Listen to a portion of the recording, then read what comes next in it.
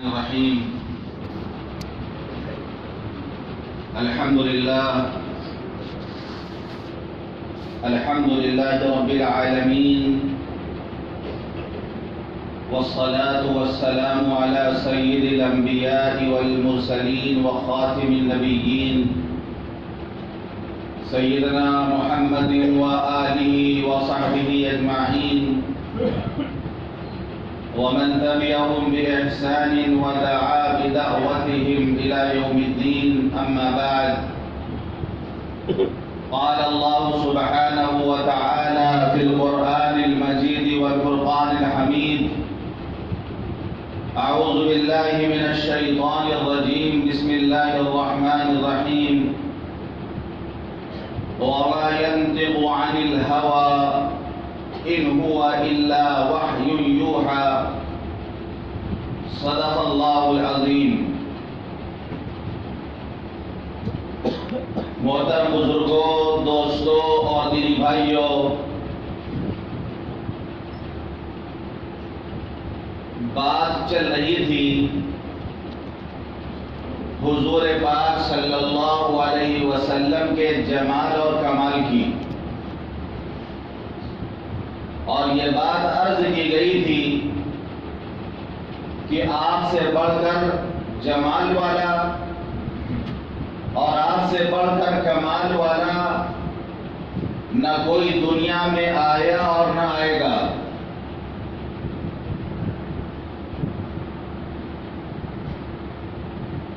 شیخ Saadi رحمت اللہ علیہ جو بڑے بزرگ گزرے ہیں، فارسی کے بڑے شاعر ہیں، ایران کے رہنے والے تھے، ان کی مادری زبان فارسی تھی.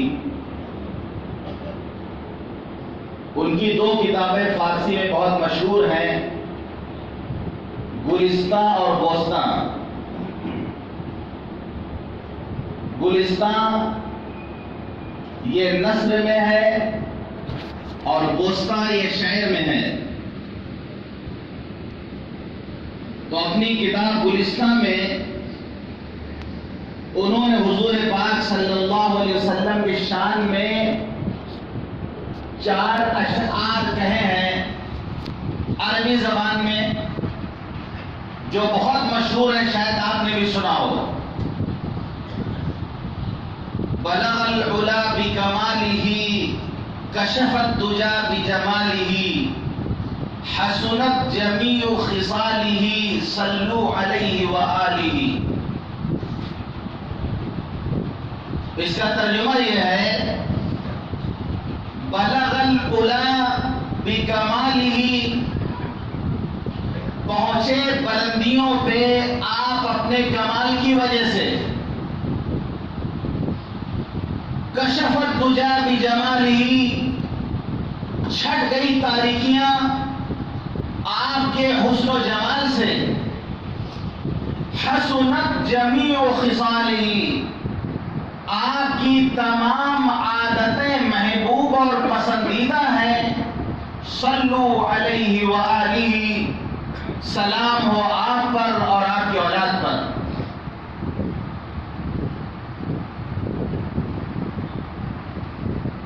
شیخ عبدالحق محدث دہلوی رحمۃ اللہ علیہ نے آپ کی شان میں فرمایا: یا صاحب الجمال وَيَا سَيِّدَ الْبَشَرِ مِنْ وَجْهِكَ الْمُنِيرُ لَقَدْ نُوِّرَ الْقَمَرُ لَا يُمْكِنُ الثَّنَاءُ كَمَا كَانَ حَقُّهُ. بعد از خدا بزرگ توئی قصہ مختصر. اے حسن و جمال والے، یا صاحب الجمال وَيَا سَيِّدَ الْبَشَرِ، اے حسن و جمال والے اور اے سارے انسانوں کے سردار. من وجهك المنیر لقد نُوِّرَ القمر، آپ کے چہرے انور کی روشنی سے چاند نے روشنی پائی. آپ کے رخ انور کے نور سے چاند نے روشنی پائی. لا يمكن الثناء آپ کی تعریف کرنا ناممکن ہے، آپ کی تعریف کا جو حق ہے وہ حق ادا کرنا ناممکن ہے۔ بعد خدا بزرگ توئی قصہ مختصر یہ کہ خدا کے بعد اگر کسی کا مقام و مرتبہ ہے تو وہ آپ کا مقام و مرتبہ ہے۔ تو حضور پاک صلی اللہ علیہ وسلم سب سے بڑے صاحب جمال اور صاحب کمال تھے۔ اگر حضرت عیسیٰ علیہ السلام کا کمال یہ ہے کہ وہ اللہ کے حکم سے بیماروں کو اچھا کر دیتے تھے، وہ اللہ کے حکم سے مردوں کو زندہ کر دیتے تھے، تو ہمارے نبی کا کمال یہ ہے کہ آپ نے بھی بیماروں کو اچھا کیا۔ جیسا کہ میں نے پچھلے جمعے کو بتایا تھا کہ حضرت علی رضی اللہ عنہ کی آنکھ میں تکلیف تھی، آپ نے لعاب دہن لگایا، آپ کی آنکھ اچھی ہو گئی۔ حضرت قتادہ بن نعمان رضی اللہ عنہ کی آنکھ جنگ میں نکل کے باہر آ گئی تھی، آپ نے اس کو اس کی جگہ لگا دیا، وہ آنکھ اچھی ہو گئی۔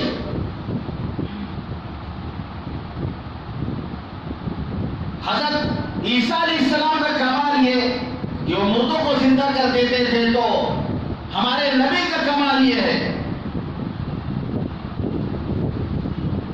کہ آپ کی جدائی میں بے جان لکڑی، بے جان کھجور کا تنا وہ بچوں کی طرح بلک کے رویا ہے کہ جب آپ ہجرت فرما کر مدینہ منورہ تشریف لے گئے اور مسجد نبی کی تعمیر ہوئی، اس وقت ممبر نہیں تھا، ایک کھجور کا تنا تھا جس سے تیل لگا کر حضور پاک صلی اللہ علیہ وسلم جمعہ کا خطبہ دیا کرتے تھے۔ پھر حضرت تمیم داری رضی اللہ عنہ نے آپ کے لیے ممبر تیار کرایا جس میں 3 زینے تھے۔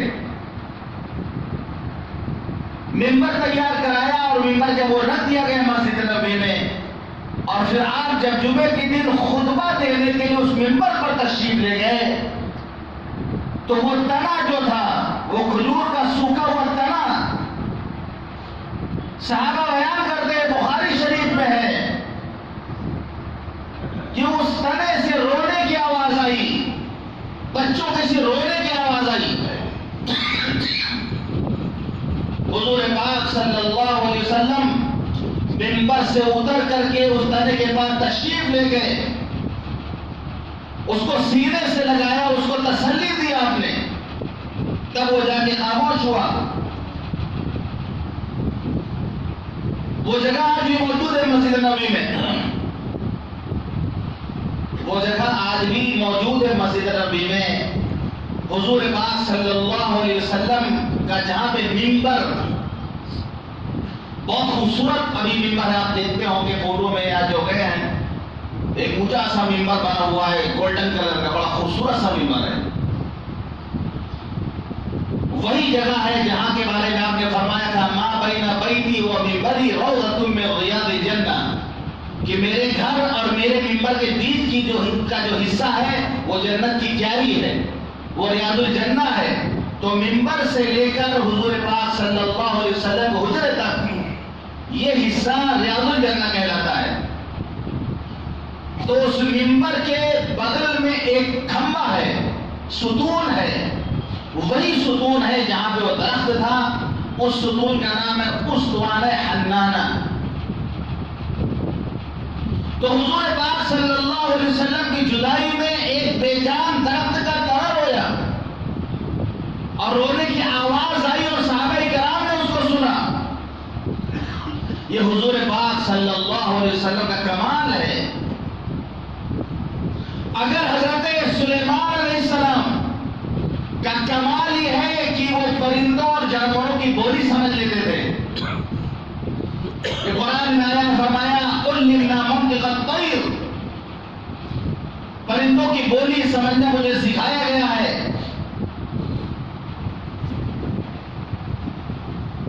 چیونٹی نے آپس سے بات کی، اپنے قبیلے کو اس نے کہا، تو حضرت سلیمان علیہ السلام نے سمجھ لیا کہ چیونٹی کیا کہہ رہی ہے۔ جب حضرت سلیمان علیہ السلام اپنے لشکر کو لے کے گزر رہے ہیں اور چیونٹیوں کی وادی آئی جہاں چیونٹیاں رہتی تھی،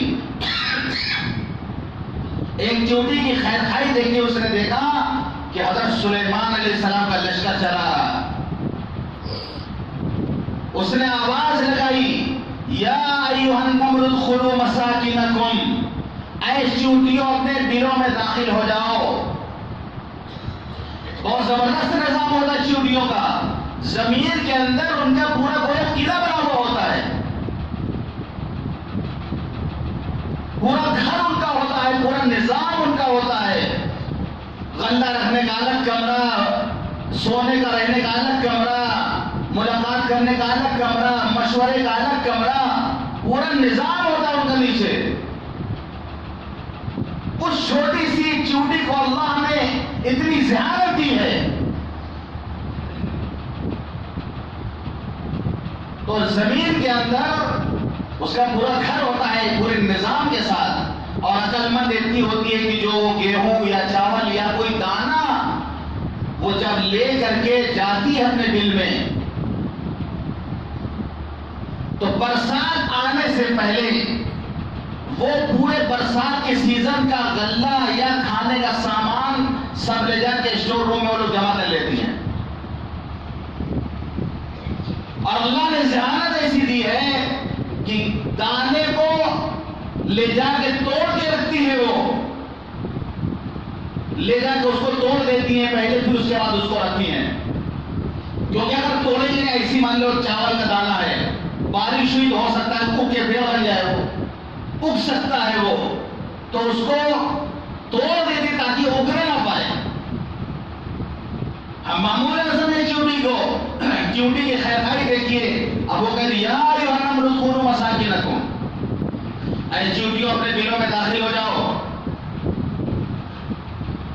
لا یحطمنکم سلیمان وجنودہ وهم لا یشعرون،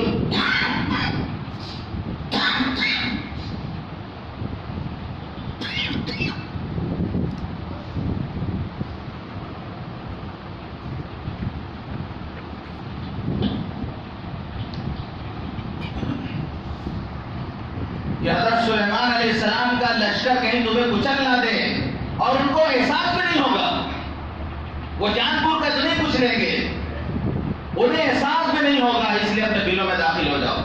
تو حضرت سلیمان علیہ السلام نے جب چیونٹی کی گفتگو سنی تو آپ مسکرانے لگے، فتبسم ضاحكا من قولها۔ تو حضرت سلیمان علیہ السلام کے اگر یہ خوبی تھی کہ وہ پرندوں کی اور جانوروں کی زبان سمجھ لیتے تھے، ان کا کمال تھا، تو پھر ہمارے نبی کا کمال یہ ہے کہ آپ سے بھی پرندوں نے، جانوروں نے گفتگو کی۔ امام بیہقی کی ایک کتاب ہے، اس میں انہوں نے نقل کیا ہے، دلائل النبوہ اس کتاب کا نام ہے، اس میں انہوں نے نقل کیا ہے کہ ایک مرتبہ حضور پاک صلی اللہ علیہ وسلم تشریف لے جا رہے تھے، دیکھا ایک جگہ ایک ہرنی بندھی ہوئی ہے، جانتے ہرنی بندھی ہوئی ہے۔ اس نے جب حضور پاک صلی اللہ علیہ وسلم کو دیکھا، آپ کو اس نے بلایا اور اس نے آپ سے درخواست کی کہ اللہ کے رسول، میرے چھوٹے چھوٹے بچے جنگل میں ہیں، یہ لوگ مجھے پکڑ کر کے لا کے یہاں انہوں نے باندھ دیا ہے، آپ مجھے چھوڑ دیں، میں بچوں کو دودھ پلا دوں جا کر۔ ماں کا دل دیکھیے، وہ چاہے انسان ہو یا جانور۔ آپ نے فرمایا کہ تم شکار کی گئی ہو، تمہیں تو شکار کر لیا گیا ہے، تم امانت ہو ان کے پاس۔ اس نے وعدہ کیا اللہ کے رسول آپ مجھے آزاد کر دیں، میں اپنے بچوں کو دودھ پلا کے پھر واپس آ جاؤں گی یہاں پر۔ حضور پاک صلی اللہ علیہ وسلم نے اس کی بات پر یقین کیا اور آپ نے اس کو آزاد کر دیا۔ وہ گئی جنگل میں اور تھوڑی دیر کے بعد واپس آئی کہ اس کا تھن دودھ سے خالی ہو چکا تھا، وہ بچوں کو دودھ پلا کے پھر اپنی جگہ پہ آ کے کھڑی ہو گئی اور آپ نے اس کو وہیں پہ باندھ دیا۔ ایک جانور کا عہد دیکھو کس طرح وہ اپنے عہد کو پورا کرتا ہے، حالانکہ آزادی مل گئی تھی اس کو، وہ چاہتی تو بھاگ جاتی جنگل میں اپنے بچوں کے ساتھ رہتی، لیکن اس نے وعدہ کیا تھا کہ آپ مجھے کھول دیں میں واپس آؤں گی۔ پھر آپ نے جن لوگوں نے اس کو شکار کیا تھا ان سے آپ نے اس کو مانگا، ان لوگوں نے آپ کو اس کو ہدیہ کر دیا، ہیوا کر دیا، پھر آپ نے اس کو کھول کر کے آزاد کر دیا۔ تو یہ ہمارے نبی کا کمال ہے کہ آپ بھی جانوروں کی زبان سمجھتے تھے، بلکہ اس سے بڑھ کر کہ صحابہ بتاتے ہیں کہ کبھی ایسا ہوتا تھا کہ ہم حضور پاک صلی اللہ علیہ وسلم کے ساتھ بیٹھ کر کھانا کھاتے تھے تو کھانے کے اندر سے تسبیح پڑھنے کی آواز آیا کرتی تھی، کھانے کے اندر سے تسبیح پڑھنے کی آواز آتی تھی اور صحابہ کرام سنتے تھے اس کو۔ اگر حضرت اسماعیل علیہ السلام کہ ایڑی رگڑنے سے زمزم کا چشمہ پھوٹ پڑتا ہے تو پھر ہمارے نبی صلی اللہ علیہ وسلم کے انگشت مبارک کے بیچ سے پانی کا فوارہ نکلتا ہے۔ ایک دنیا کا عام پانی ہے، زمزم کا پانی ہے، ایک جنت کا پانی ہے۔ تمام پانی کے مقابلے میں زمزم کا پانی سب سے افضل، اور زمزم کے پانی کے مقابلے جنت کے پانی کے مقابلے میں زمزم کا پانی افضل۔ جنت کا جو پانی ہے اس سے افضل زمزم کا پانی ہے، اس لیے کہ حضور پاک صلی اللہ علیہ وسلم جب معراج میں تشریف لے جا رہے تھے تو آپ کے فرشتوں نے آ کے آپ کا سینے مبارک چاک کیا، اس کو زمزم کے پانی سے دھویا تھا۔ اگر جنت کا پانی زیادہ افضل ہوتا تو جنت سے پانی فرشتے لے کر آتے، لیکن مائے زمزم سے فرشتوں نے آپ کے قلب مبارک کو دھویا، تو اس سے پتہ یہ چلتا ہے کہ زمزم کا پانی دنیا کے تمام پانی کے مقابلے میں یہاں تک کہ جنت کے پانی سے بھی افضل ہے۔ لیکن ایک پانی ایسا ہے جو زمزم کے پانی سے بھی افضل ہے، اور وہ پانی ہے جو جناب محمد رسول اللہ صلی اللہ علیہ وسلم کے انگشت مبارک سے نکلا تھا۔ صلح حدیبیہ کے موقع پر جہاں صلح ہوئی تھی، مکے کے قریب ہے وہ جگہ حدیبیہ، جسے آج کی زبان میں الشمیسی کہا جاتا ہے۔ ماشاءاللہ ہم لوگ کا جانا ہوا وہاں پر، اور اس زمانے میں حدیبیہ کنویں کا نام تھا، لیکن ابھی تو وہاں کنواں نظر نہیں آیا۔ ہاں ایک پرانی مسجد کھنڈر ہے، اس کے کچھ ایک نئی مسجد بنی ہوئی ہے، وہی جگہ تھی جہاں پہ صلح حدیبیہ ہوئی تھی۔ صلح حدیبیہ میں پانی ختم ہو گیا تھا، یہاں تک کہ حضور پاک صلی اللہ علیہ وسلم کے پاس ایک برتن میں پانی تھا، آپ نے وضو فرمایا، اس کے بعد صحابہ کرام اس پانی کو حاصل کرنے کے لیے ایک دوسرے سے آگے بڑھنے لگے۔ آپ نے وجہ معلوم کی، پتہ ہے چلا اللہ کے رسول پانی کسی کے پاس نہیں ہے، نہ پینے کے لیے، نہ وضو کے لیے، نہ ضرورت کے لیے پانی نہیں ہے، بس اتنا ہی پانی بچا ہے جو آپ کے پاس ہے۔ حدیث کے راوی حضرت جابر رضی اللہ عنہ فرماتے ہیں کہ اس برتن میں حضور پاک صلی اللہ علیہ وسلم نے اپنی انگلی مبارک، اپنی انگشت مبارک کو ڈال دیا تو پانی پھوارے کی طریقے سے آپ کی انگلی سے نکلنے لگا، یہاں تک کہ لوگ جلدی جلدی پینے لگے۔ سب نے اپنی پیاس پوری کر لی، سب اپنے اپنے برتن کو لے کے آئے، سب نے اپنے برتن کو بھر لیا۔ پوچھا کہ حضرت جابر سے کتنے لوگ تھے؟ فرمایا 1500 لوگ تھے، اور پھر فرمایا اگر 1,00,000 بھی ہوتے تب بھی سب اپنی ضرورت پوری کر لیتے اور پانی کم نہ پڑتا۔ وہ پانی جو حضور پاک صلی اللہ علیہ وسلم کے انگشت مبارک سے نکلا تھا، وہ پانی سب سے افضل ہے۔ ہم لوگ دنیا کا پانی پیتے ہیں، زمزم کا پانی بھی پینے کو مل جاتا ہے، اور اور انشاءاللہ جنت میں جائیں گے تو وہاں کا بھی پانی پیئیں گے، لیکن وہ پانی جو آپ کی انگلی مبارک کے بیچ سے نکلا تھا وہ صرف انہی صحابہ کرام کے حصے میں آیا جو اس وقت صلح حدیبیہ کے موقع پر آپ کے ساتھ موجود تھے۔ پانی سے بڑھ کر دودھ ایک چیز ایسی ہے، دودھ ہے، ہر انسان کی ضرورت ہے، کوئی بچہ دودھ کے بغیر بڑا نہیں ہوتا، دودھ فطری چیز ہے۔ اسی لیے معراج کے موقع پر شراب اور دودھ دو چیزیں حضور پاک صلی اللہ علیہ وسلم کے سامنے پیش کی گئی تو آپ نے دودھ کو قبول فرمایا، تو حضرت جبریل نے فرمایا کہ آپ نے فطرت کو قبول فرمایا، کیونکہ بچہ پیدا ہوتا ہے تو دودھ پیتا ہے، وہ یہ فطرت کی چیز ہے۔ بڑا ہو کے اگر بہک جائے اور کچھ اور پینے لگے تو الگ بات ہے۔ معلوم یہ ہوا کہ وہ جو غلط چیز پیتا ہے یہ فطرت کے خلاف ہے،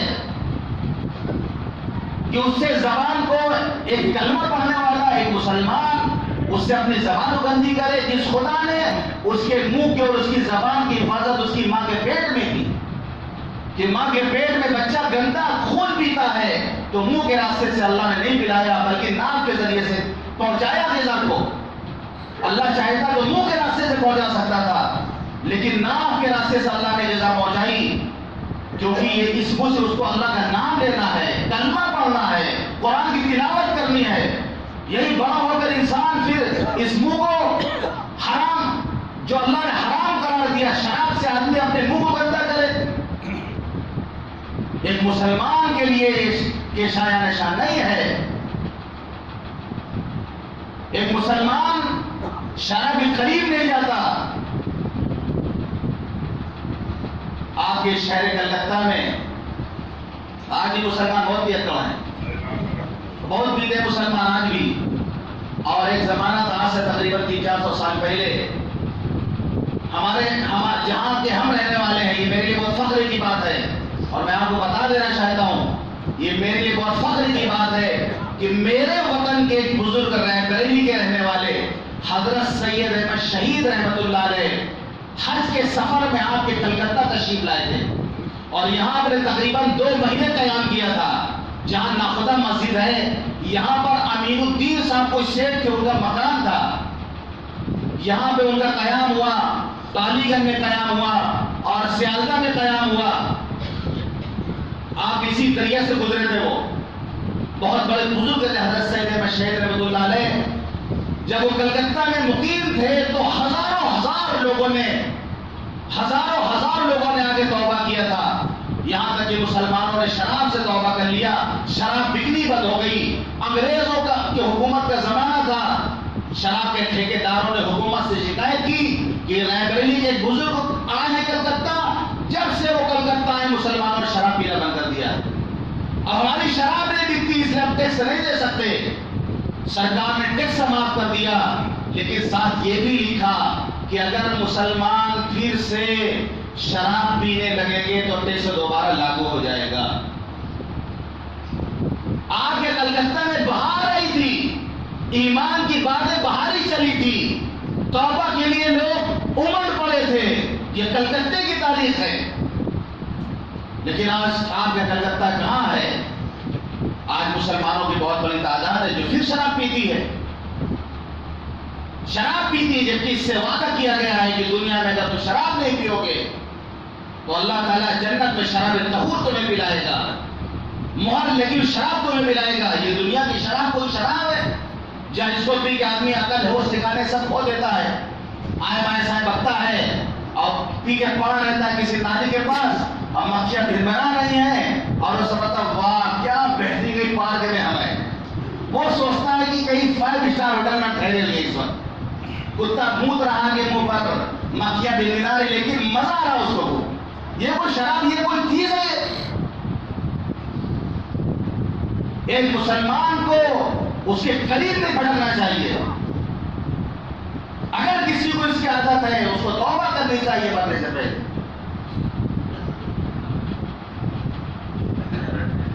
تو دودھ یہ فطری چیز ہے، دودھ پینا چاہیے۔ دودھ پینا چاہیے، فطری چیز ہے۔ دنیا میں دو ہی چیز ہیں جس کو آپ نے زیادہ مانگا ہے، ایک علم ہے اور ایک دودھ ہے۔ علم کے بارے میں ہے ربی زدنی علما، اے اللہ ہمیں اور زیادہ علم عطا فرما۔ اور دودھ پی کر کے دعا جو پڑھی جاتی ہے اللہم بارک لنا فی وزدنا منہ، اے اللہ اس میں برکت دے اور زیادہ دے۔ یہ دو ہی چیز کی جس کی آپ نے زیادتی کی دعا مانگی، تو دونوں میں مشابہت ہے۔ علم انسان کے عقل کو، اس کے قلب کو، اس کے باطن کو طاقتور بناتا ہے، اور دودھ اس کے ظاہر کو طاقتور بناتا ہے۔ دونوں میں مشابہت ہے۔ تو حضور پاک صلی اللہ علیہ وسلم کا کمال یہ ہے کہ حضرت ابو ہریرہ رضی اللہ عنہ فرماتے ہیں کہ ایک مرتبہ بہت سخت بھوک لگی ہوئی تھی مجھے۔ یہ غریب صحابہ تھے جو صفہ چبوترے پر رہا کرتے تھے، وہ صفہ چبوترا بھی موجود ہے۔ اگر آپ داخل ہوں گے باب جبریل سے داخل ہوں گے تو آگے بڑھ کر کے داہنے طرف ایک چبوترا بنا ہوا ہے، وہی صفہ چبوترا ہے جہاں غریب صحابہ رہا کرتے تھے۔ تو حضرت ابو ہریرہ رضی اللہ عنہ فرماتے ہیں کہ بھوک کی وجہ سے ہم راستے پہ آگے کھڑے ہو گئے کہ کسی سے کچھ بات پوچھیں گے، اور پوچھتے پوچھتے اس کے گھر تک چلے جائیں، شاید وہ کچھ کھلا دیں۔ بتاتے ہیں کہ حضرت صدیق اکبر نکلے، سلام کیا میں نے، اور میں نے اس سے کچھ بات پوچھی قرآن کے متعلق یا دین کے متعلق کوئی بات پوچھی، لیکن وہ چلے گئے، آگے بڑھ گئے۔ پھر حضرت عمر رضی اللہ عنہ آئے، میں نے اسے سلام کیا، ان سے بھی بات پوچھی، لیکن وہ بھی آگے بڑھ کے ساتھ نہیں لے گئے۔ پھر حضور پاک صلی اللہ علیہ وسلم تشریف لائے، آپ نے مجھے دیکھ کے مسکرایا، اندازہ لگا لیا آپ نے مجھے دیکھ کے مسکرایا، فرمایا ابو ہریرہ آؤ میرے ساتھ۔ حضرت ابو ہریرہ رضی اللہ عنہ کو لے کے آپ گھر تشریف لے گئے۔ وہاں پر ایک پیالہ دودھ کا رکھا ہوا تھا، کہیں سے ہدیہ میں آیا تھا۔ تو حضور پاک صلی اللہ علیہ وسلم کی عادت مبارکہ یہ تھی کہ اگر کوئی چیز صدقے میں آتی آپ پوری کی پوری اٹھا کر کے غریب صحابہ کو دے دیتے تھے، اگر ہدیہ آتا تو آپ اس کو استعمال بھی کرتے تھے، دوسروں کو کھلاتے بھی تھے۔ تو دودھ کا ہدیہ ایک پیالے میں آیا ہوا تھا، آپ نے دودھ کا پیالہ اٹھایا تو حضرت ابو ہریرہ رضی اللہ عنہ کو محسوس ہوا کہ ہمارا کام بن گیا، یہ پیالہ دودھ اگر پینے کو مل جائے گا تو پیٹ ہمارا بھر جائے گا۔ آپ نے کہا ابو ہریرہ جاؤ صفہ والوں کو بلا لاؤ، جتنے ہیں سب تمہارے ساتھی سب کو بلا لاؤ۔ اب حضرت ابو ہریرہ رضی اللہ عنہ کہتے ایک پیالہ دودھ اور اس پہ جو ہے 70-80 کے تعداد صفہ والوں کی، اب ہم کو بلانے بھیجا جا رہا، اور ظاہر سی بات ہے جب ہم بلا کے لائیں گے پھر آپ ہم ہی سے کہیں گے کہ ابو ہریرہ تمہیں پلاؤ ان لوگوں کو، تمہیں پلاؤ، پتہ چلا آخر میں بچے گا کہ نہیں بچے گا، اور ملے گا بھی کہ نہیں ملے گا۔ اب حضور پاک صلی اللہ علیہ وسلم کا حکم تھا، حضرت ابو ہریرہ رضی اللہ عنہ گئے، سب کو بلا کے لائے۔ آپ نے فرمایا ابو ہریرہ پلاؤ سب کو، سب کو پلاؤ۔ اب حضرت ابو ہریرہ رضی اللہ عنہ سب کے سامنے وہ پیالہ پیش کرتے، سب پیٹ بھر پیتے تھے، سب پیتے گئے، سب سیراب ہو گئے۔ تو پھر حضور پاک صلی اللہ علیہ وسلم نے اس پیالے کو اپنے ہاتھ میں لیا، اور آپ نے حضرت ابو ہریرہ رضی اللہ عنہ چہروں کو دیکھا اور مسکرایا، اور آپ نے فرمایا کہ ابو ہریرہ اب تم اور ہم بچے ہیں، اب تم اور ہم بچے ہیں۔ اس کے بعد آپ نے کہا ابو ہریرہ تم پیو۔ حضرت ابو ہریرہ نے کہا ہم نے بھی پیا۔ آپ نے فرمایا اور پیو، ہم نے اور پیا۔ آپ نے فرمایا ابو ہریرہ اور پیو۔ میں نے کہا اللہ کے رسول پیٹ بہت بھر چکا ہے، اب مزید کی گنجائش نہیں ہے۔ پھر آپ نے اس پیالے کو اپنے دست مبارک میں لیا، اللہ کے حمد و ثنا ادا کی، اور پھر آپ نے اس دودھ کو پی کر اس دودھ کو ختم کیا۔ کسی میں طاقت تھی کہ اس دودھ کو ختم کر سکتا؟ کسی میں طاقت نہیں تھی کہ اس دودھ کو ختم کر لیتا۔ وہ جتنے بھی رہے ہوں، 1 لاکھ یا 10 لاکھ بھی ہوتے، تب بھی اس دودھ کو ختم کرنے کی طاقت کسی میں نہیں تھی۔ وہ طاقت صرف اسی کی ذات میں تھی جس کی برکت سے اللہ تعالیٰ نے اس دودھ سے اتنے لوگوں کو سیراب کیا تھا۔ ایک پیالہ دودھ سارے اصحاب صفہ کے لیے کافی ہو گیا۔ اسی طریقے سے خندق کے موقع پر پیڑ پر پتھر باندھ کر خندق کی کھدائی ہو رہی تھی، صحابہ بھوکے تھے، حضور پاک صلی اللہ علیہ وسلم دو پتھر اپنے پیٹ میں باندھے ہوئے تھے۔ حضرت جابر رضی اللہ عنہ نے دیکھ لیا، سمجھ گئے کہ آپ بہت بھوکے ہیں، آپ گھر آئے اور بیوی سے آپ نے کہا، تو انہوں نے کہا کہ تھوڑا سا اناج ہے، غلہ ہے، ایک بکری کا بچہ ہے، اس کو ذبح کر دیتے ہیں اور اس کو پیس کر روٹی بناتے ہیں۔ حضور پاک صلی اللہ علیہ وسلم کے کان میں جا کے چپکے سے دعوت دیجیے گا کہ اللہ کے رسول آپ چند لوگوں کے ساتھ تشریف لے چلیں، گھر پہ کھانا تیار ہے۔ گئے حضرت جابر رضی اللہ عنہ، جائے کان میں حضور پاک صلی اللہ علیہ وسلم نے فرمایا کہ اللہ کے رسول آپ کی بھوک کی حالت دیکھی نہیں گئی، گھر میں تھوڑا سا سامان تھا، چند لوگوں کے لیے کھانا تیار کر دیا گیا، آپ چند لوگوں کے ساتھ تشریف لے چلیں۔ آپ نے فرمایا لوگوں سنو، آج جابر کے یہاں سب کی دعوت ہے، اور تقریباً 1000 لوگ خندق کھود رہے تھے۔ آپ نے فرمایا چلو آج جابر کے یہاں سب کی دعوت ہے۔ حضرت جابر بھاگے، وہاں سے بھاگتے آئے، اللہ بیوی سے کہ غضب ہو گیا، ہم نے کان میں کہا حضور پاک صلی اللہ علیہ وسلم سے، اور آپ نے عام اعلان کر دیا، ساری فوج اب آ رہی ہے۔ عقل مند بیوی تھی، انہوں نے کہا کہ جب حضور پاک صلی اللہ علیہ وسلم نے ایسا کیا تو آپ سمجھتے ہوں گے، آپ خود سمجھیں گے۔ آپ تشریف لائے اور آٹا جو گوندھا گیا تھا آپ نے اپنا لعاب دہن اس میں ملایا، ہانڈی جو چولہے پر چلی ہوئی تھی آپ نے اس میں اپنا لعاب دہن ملایا اور کہا لوگوں کو کھلاؤ۔ اب جو ہے کھانا پک رہا اور کھانا نکل رہا، لوگ کھا رہے ہیں، روٹی تندور میں لگ رہی ہے، لوگ کھا رہے ہیں۔ 1000 لوگوں نے پیٹ بھر کھانا کھا لیا، نہ آٹے میں کمی آئی نہ ہانڈی میں کمی آئی۔ 1000 لوگوں نے تقریباً اس کھانے کو کھایا۔ تو یہ ہمارے نبی صلی اللہ علیہ وسلم کا کمال ہے، تو آپ سے بڑا کمال والا بھی کوئی پیدا نہیں ہوا۔ تو اگر کسی کے کمال کو دیکھ کر لوگ اس کے فین ہو جاتے ہیں، اگر کسی کے کمال کو دیکھ کر لوگ اس سے محبت کرنے لگتے ہیں، اگر کسی کے کمال کو دیکھ کر لوگ اس کو چاہنے لگتے ہیں، تو سب سے بڑے صاحب کمال حضور پاک صلی اللہ علیہ وسلم ہے۔ ہر انسان کو آپ سے محبت ہونی چاہیے، ہر صاحب ایمان کو آپ سے اپنی جان مال آل اولاد سے زیادہ محبت ہونی چاہیے۔ اللہ تعالی ہم سب کو کہنے اور سننے زیادہ عمل کرنے کی توفیق عطا فرمائے۔ وآخر دعوانا